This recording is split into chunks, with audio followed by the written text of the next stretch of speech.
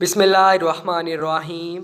علماء کرام فرماتے ہیں کہ 4 انبیاء علیہ السلام زندہ ہیں۔ کیا یہ بات صحیح ہے؟ اگر یہ بات سچ ہے تو وہ انبیاء اس وقت کہاں ہیں اور وہ کون کون سے نبی ہیں؟ کیا وہ آج تک زندہ ہیں؟ اور علماء کے بیان کے مطابق 4 انبیاء علیہ السلام زندہ ہیں۔ ان 4 حضرات کو وعدہ اہلیہ یعنی موت آئی ہی نہیں۔ ان میں سے 2 آسمان پر ہیں اور 2 زمین پر۔ حضرت خضر علیہ السلام اور حضرت الیاس علیہ السلام زمین پر ہیں، جبکہ حضرت عیسیٰ علیہ السلام اور حضرت ادریس علیہ السلام آسمان پر ہیں۔ حضرت خضر علیہ السلام سمندر پر، حضرت الیاس علیہ السلام خشکی پر متنزل ہیں۔ مورخین کے مطابق حضرت خضر علیہ السلام کی کنیت ابو العباس اور نام بلیہ اور ان کے والد کا نام ملکان ہے۔ بلیہ سریانی زبان کا لفظ ہے، عربی زبان میں اس کا ترجمہ احمد ہے۔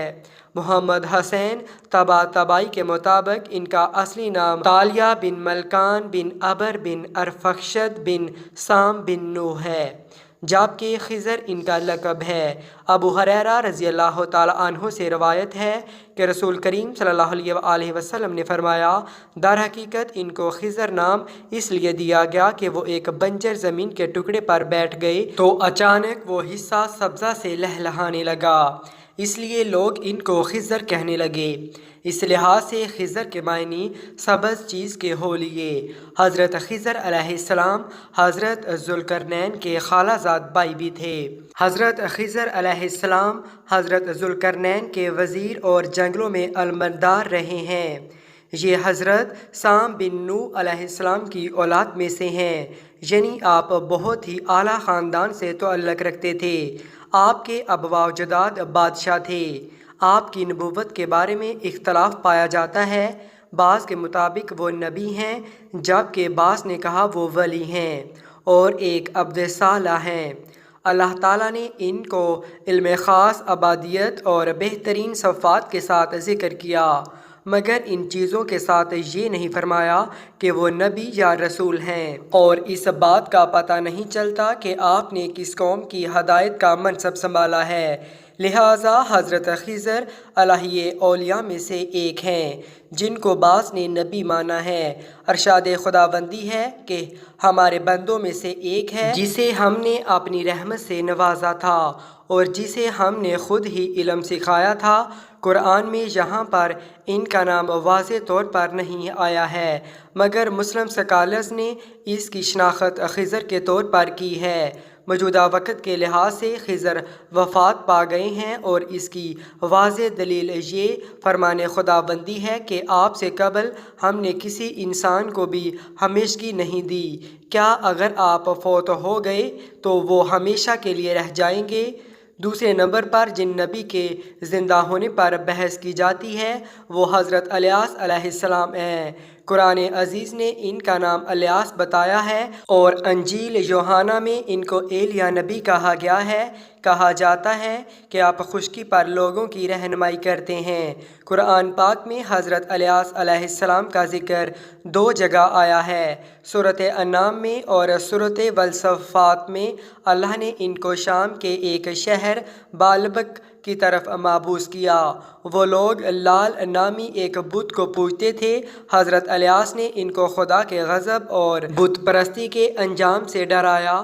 قوم الیاس فلسطین کے مغربی وسطی علاقہ سامرا میں آباد تھی اور وہی بال بت کی پوجا کرتی تھی۔ بائبل کی کتاب میں ہے کہ بادشاہ اخاب کے بیوی ازبائیل نے بال نام کے ایک بت کی پرستش شروع کی تھی۔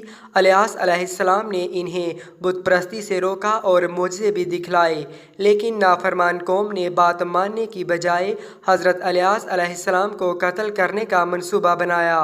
اللہ تعالیٰ نے ان کے منصوبے کو ناکام بنا کر خود انہی پر بلائیں مسلط فرمائی اور حضرت الیاس علیہ السلام کو اپنے پاس بلا لیا۔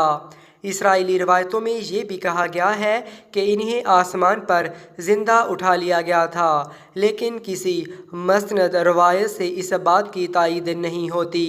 علماء کرام جس بات پر دلیل فرماتے ہیں وہ فرمان خداوندی ہے کہ اور ہم نے بعد کے لوگوں میں الیاس کا ذکر باقی رکھا، مگر اس میں ان کے زندہ رہنے کی کوئی واضح دلیل نہیں ملتی ہے۔ تیسرے نبی حضرت ادریس علیہ السلام ہیں، جن کی حیات اور وفات پر اختلاف پایا جاتا ہے۔ آپ کا اصل نام اخنوع یا ہنوک تھا، جبکہ آپ کو لقب ادریس اس لیے ملا کیونکہ دنیا میں آپ نے سب سے پہلے لوگوں کو لکھنے پڑھنے کا درس دیا۔ اسی وجہ سے لوگ آپ کو ادریس یعنی درس دینے والا پکارنے لگے۔ اللہ تعالیٰ نے آپ کو نبوت کے مرتبے پر سرفراز فرمایا اور آپ پر 30 صحیفے نازل کیے۔ نبوت کے منصب پر فائز ہوتے ہی آپ نے اپنی قوم کے بھٹکے ہوئے لوگوں میں وعظ و تبلیغ شروع کر دی، لیکن راہ ہدایت کی باتیں ان لوگوں کو ناگوار گزرتیں، چنانچہ آپ کی قوم آپ کی دشمن ہو گئی۔ ان کی اعزاز ثانیوں سے تنگ آ کر بابل سے ہجرت کا ارادہ کر لیا اور اپنے پیروکاروں کے ساتھ مصر تشریف لے گئے۔ حضرت ابن عباس نے حضرت کعب سے پوچھا کہ قرآن پاک کی اس آیت اور ہم نے ان کو اونچی جگہ اٹھا لیا کا کیا مطلب ہے؟ تو حضرت کعب نے فرمایا، اللہ عز و جل نے حضرت ادریس کی طرف وحی بھیجی کہ میں تمہیں ہر روز تمام بنی آدم کے اعمال کے برابر درجات دیتا ہوں، لہٰذا جب ان کے پاس فرشتے آئے تو انہوں نے وحی کا ذکر کرتے ہوئے کہا، میں چاہتا ہوں کہ ملک الموت سے پوچھوں کہ کب تک میری زندگی باقی ہے۔ فرشتے نے حضرت ادریس علیہ السلام کو اپنے پروں پر اٹھایا اور انہیں لے کر آسمان کی طرف بلند ہو گیا۔ جب وہ چوتھے آسمان پر پہنچے تو ان کی ملک الموت سے ملاقات ہو گئی۔ حضرت ادریس کے دوست فرشتے نے ملک الموت سے ادریس کے بارے میں ذکر کیا تو اسرائیل نے پوچھا، حضرت ادریس کہاں ہیں؟ فرشتے نے جواب دیا کہ وہ میری پشت پر ہیں۔ اس پر ملک الموت نے حیرت کا اظہار کرتے ہوئے کہا کہ مجھے پروردگار کی طرف سے کہہ کر بھیجا گیا ہے کہ حضرت ادریس کی روح چوتھے آسمان پر قبض کر لو، تو میں نے سوچا کہ وہ تو زمین پر تشریف فرما ہیں، ان کی روح چوتھے آسمان پر کیسے قبض کروں؟ ابھی اسی سوچ و وچار میں تھا اور زمین پر اتر رہا تھا کہ وہ چوتھے آسمان پر تشریف لے آئے۔ پھر ملک الموت نے ان کی روح چوتھے آسمان پر ہی قبض کر لی۔